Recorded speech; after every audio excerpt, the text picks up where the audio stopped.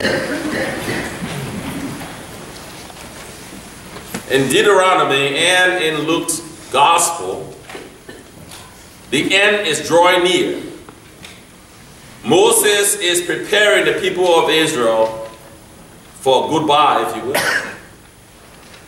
Jesus is continually trying to get the community to know that he has a mission. He's on his way to Jerusalem, and the end is drawing near. In Moses' context, he has been leading the people of Israel and is getting to the point where he's going to depart from them. He's aware that he is not going to lead them into the land of promise. And before his exit, he has to give them the instruction from God to remind them as they enter the promised land. This has not been an easy journey for Moses. There have been challenges along the way. But he says to the people of Israel, the choice is going to be yours to choose life and prosperity or death. If you choose to follow the commandments of God, it will be life to you. If you disobey, it will be death to you. But the choice is yours as you enter the land of promise. In some way, he is saying to them, I will not be with you. I won't be there to warn you when you go astray, but you will have the choice to serve the Lord your God with all your heart, with all your soul, with all your mind. The choice is yours. You fast forward that to the days of Jesus. The challenge is the cost of discipleship for Jesus. A large crowd is following Jesus. You know, this is the continuation of the chapter 14 of Luke's gospel. Last week, Jesus was invited to the luncheon, and he's on his way to the luncheon, and they're observing him because it's the Sabbath, and he kills this man before going, and he challenges the crowd during the feast. In that same context, the portion that we didn't hear this morning, Jesus tells another parable about someone who calls a feast and invites his friend, and when all is said and ready, they all make excuses. I have to do this, I have to do that, I have to do that. And he gets angry and he sends his servant out into the street. Invite all. Anyone you see on the street, invite them to come in. I have too much food to go to waste. Invite just everyone, go to the street, the highway, the byways, bring everyone in. But those folks that I invited that didn't come, they will answer to me, if you will. It is the conclusion of this parable he tells that he's continuing his journey to Jerusalem, and a large crowd is following him, and he turns and he says to them, any of you, because you know there's the assignment, those who are really committed to following him, those who are just following just because the crowd is going, so they're in the crowd and all of that, or they got other agenda, but they're following Jesus. And he turns and he begins to tell them, if you are going to choose to be my disciples, you have to understand that that choice will cost you. You have to be willing to give up your family relationship if that's what it's going to cost you. You're going to have to give up all, including life, in order to be my disciples. Because it's not going to be easy. I am choosing to make my way to Jerusalem. And I know the end is near. They have no idea what he's talking about in more ways than not. But they're following him. And the question for me is, where did they think he was going? Well, he's going to Jerusalem, or he's just going to do something else again? Are they just following? You know, many of them probably are unemployed, got nothing much to do, so they just follow them. The crowd is going, I'm going with the crowd too, you know. Just like in our world today, many who claim to be followers of Christ have no concept of what it is to be a disciple of Christ. As the wind blows, so goes it.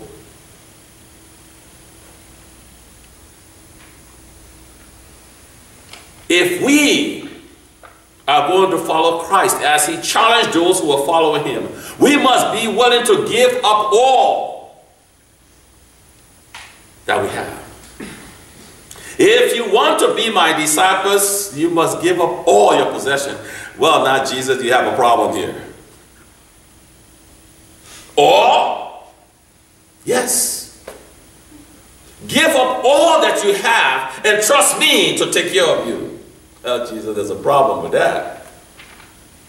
There's a real problem with that in our world today. What will be your challenge? What will hold you back from following Christ today? Is it family relationship? Is it worldly possessions? What will prevent you from following Christ completely? He is demanding of us absolute loyalty. And you know as well as I do, it's not easy to follow Christ in that way. Now there may be those who pretend to be following Christ completely. Good for them. I will not stand before you and pretend that it's easy for me to follow Christ completely. There are my daily challenges when I'm trying to do it my way. And then create the next mess that I need him to help get me out of. I don't know about you, but he and I have a daily struggle of letting Wilma let go and let Christ lead the way.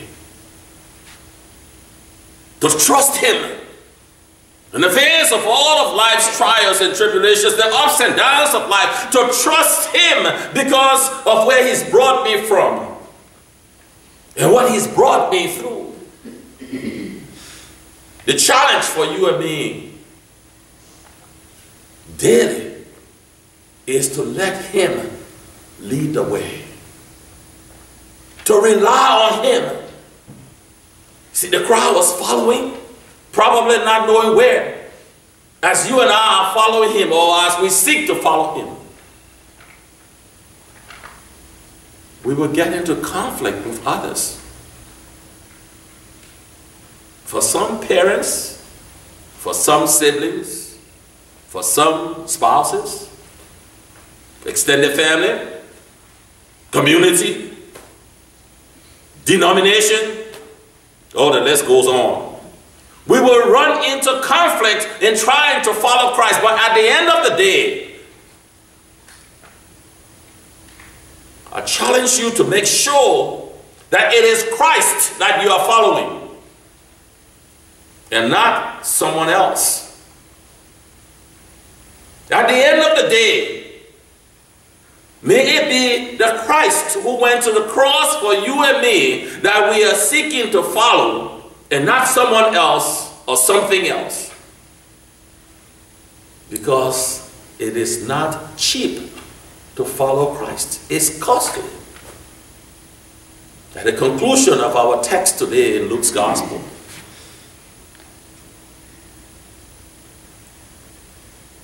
he challenges us to give up all. Give up all. And you know, that's not easy to do, is it? To rely on Christ to provide for me. If I can trust him to provide for me, then I will be willing to give up all that I have. But there's a difference between this and this.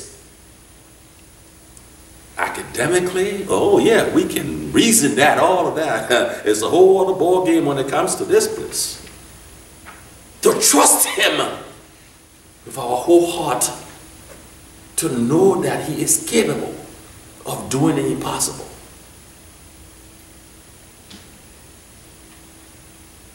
But if you're like me, you spend time worrying about life's concerns, and then the excuse is, but I'm human. Yeah, as if to say he doesn't know we're human. I mean, who created us to begin with?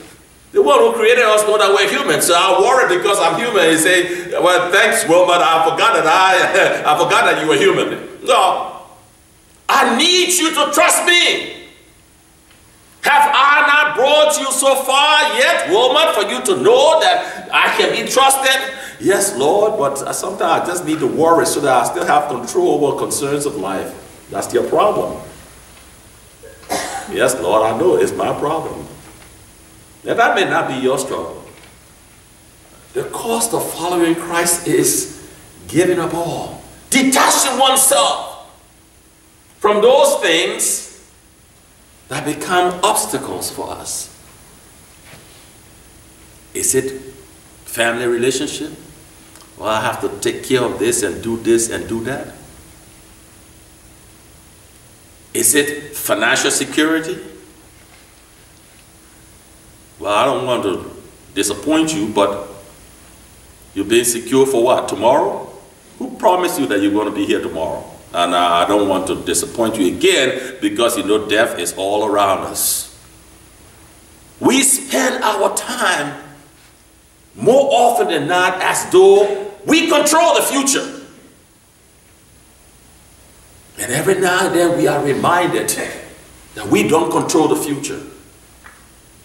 Life is changed. Unless we live with that reality and live with the urgency that life could be changed today, then our dependency on God will not be as it should be. Christ wants us to know that we can rely on Him. Regardless of what happens in life, we can rely on Him.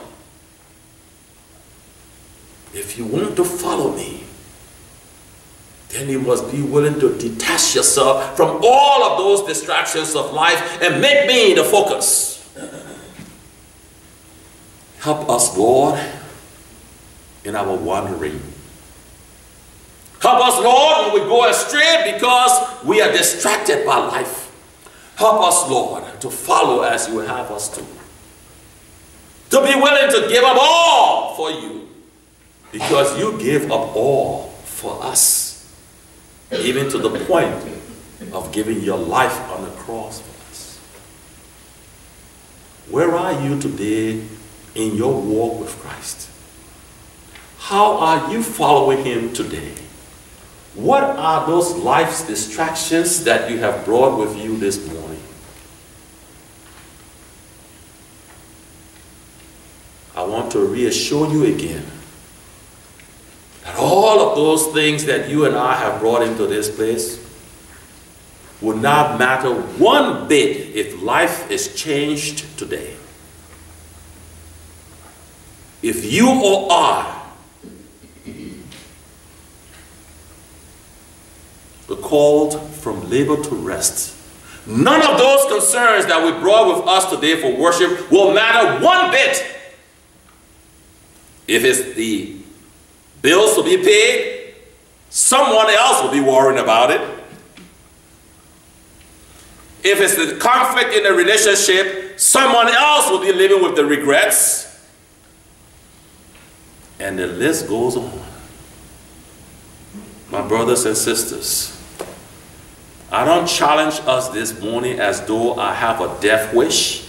I challenge us because Christ has called us into a deeper relationship as disciples, to follow Him, to depend on Him, to be willing to detach ourselves from all of those things that have held us hostage, so that He may be our focus. And that when that day does come and we are called from labor to rest, we may have no regrets, because we know the one who will greet us as a friend and not as a stranger.